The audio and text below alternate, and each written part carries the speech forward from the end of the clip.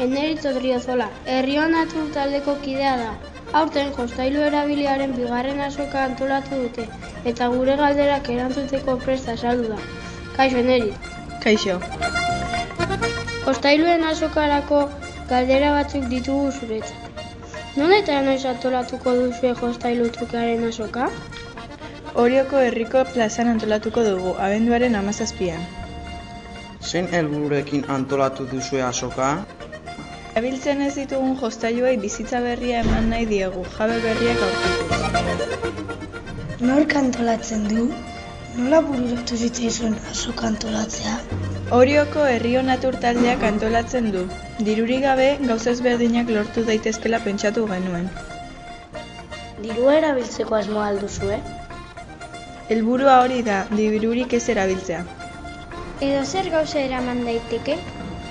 Jostailuak bakarrik eraman daitezke. Jostailuak sailkatu egingo ditugu 3 koloreren arabera, horia, gorria eta urdina. Gero, nahi izanez gero, koloreko txartel bat jasoko duzue azoka egunean kolore berdineko txartela duen beste jostailuren batengatik trukatzeko.